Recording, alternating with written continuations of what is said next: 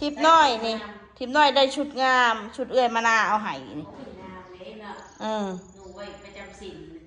หนูใส่บาตรสุดได้สุดงามบ้าสุดเอื้อยมานาได้เอื้อยมานาใส่ไปได้แล้วเอื้อยมานาใส่ไปได้แล้วเอื้อยมานาเราสูงมันเคินตึงยึงเราใส่นะ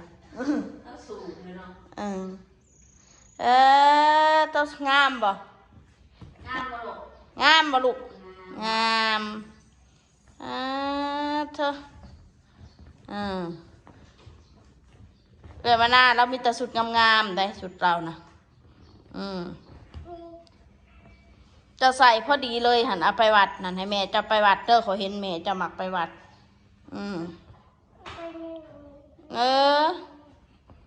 สวยงามนะผ่าลูกไม้อย่างดีนะฮะนะ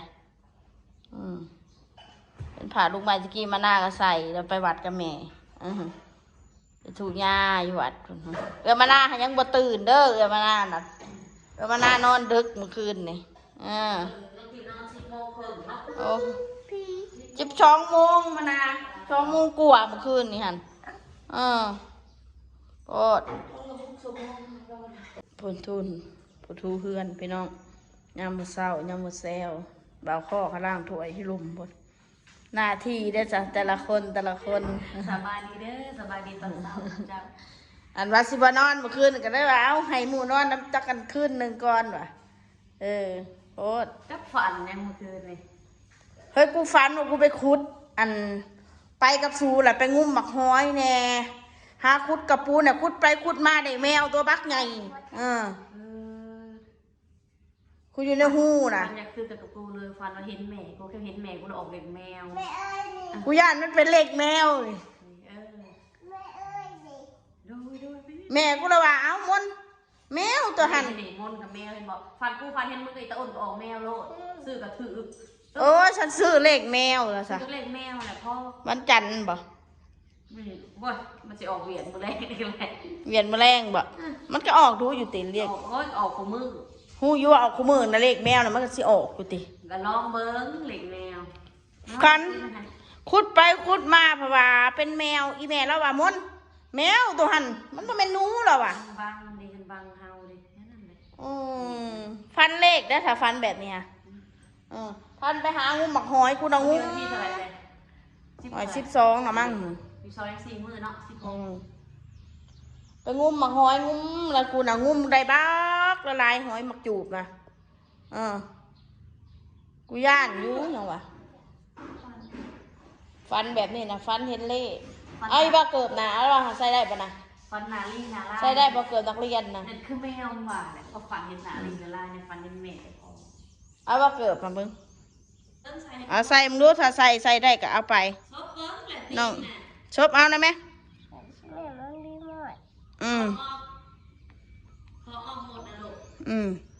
เรื่องนั้นนี่เกิดมานะ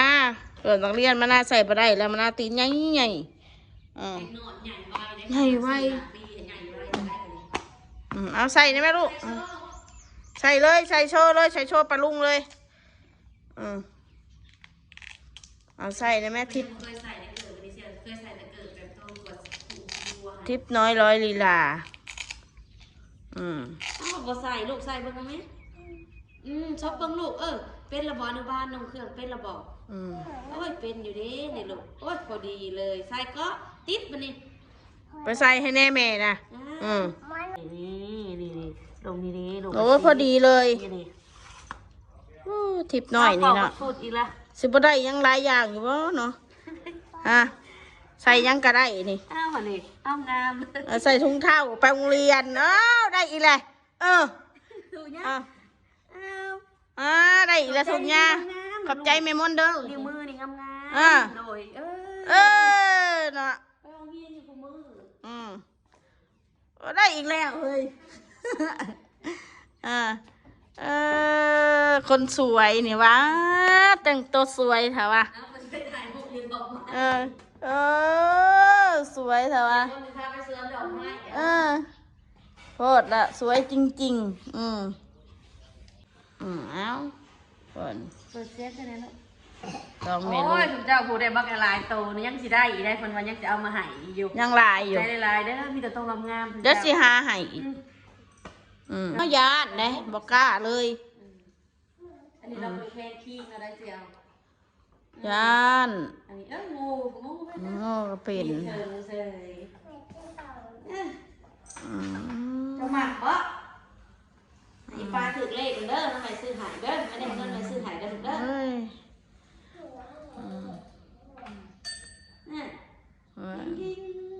เก็บไปทั้งเฮือนเอาไปละลงไปได้คนละจนกว่ามันขี่เป็นหมดแล้วเก็บไปในห้องนะจักรยานไดโนเสาร์นะ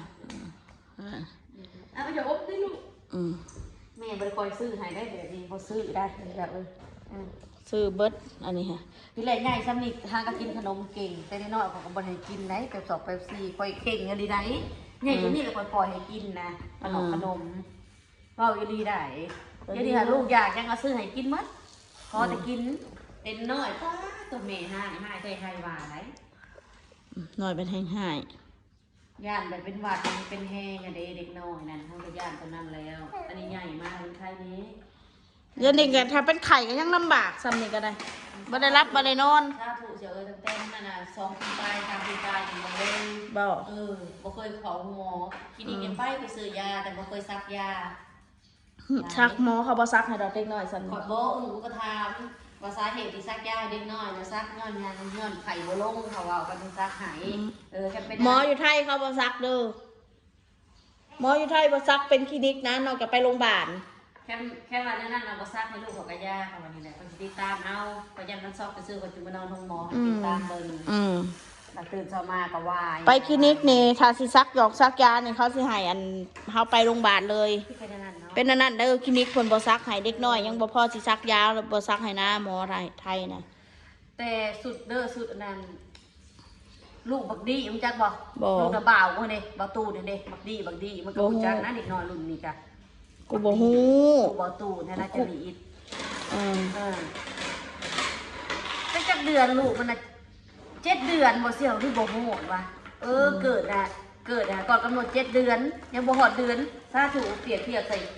สิใส่ละเขาโทรนำใส่ดีแข็งซะ น้อย จ นะ นป่าบ่ตีนเลยจนบ่ตีนจนบ่แอะบ่อาเลยโทรหาข่อยมีนอยู่ไส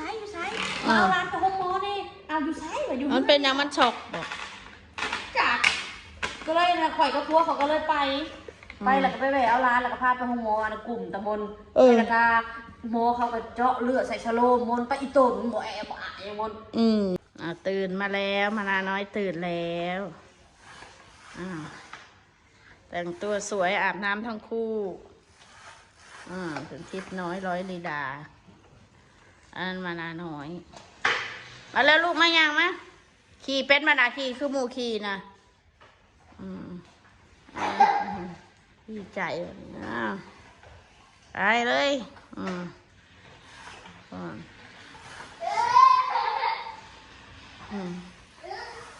ก่อนนะญาติได้เพิ่นพูด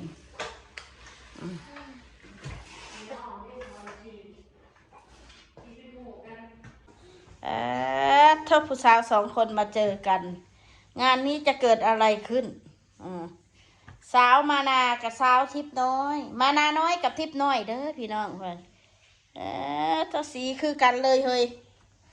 สีอ่ำนี่คือกันสีอ่ำนี่มันคือกันคักเนาะที่เธอ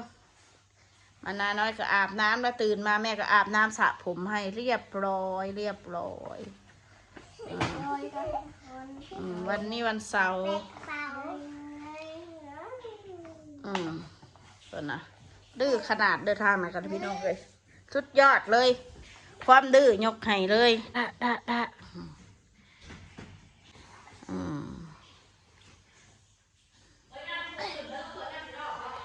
เขาซักผ้าเฮ้ยเดี๋ยวกูไปบอกเขาก่อน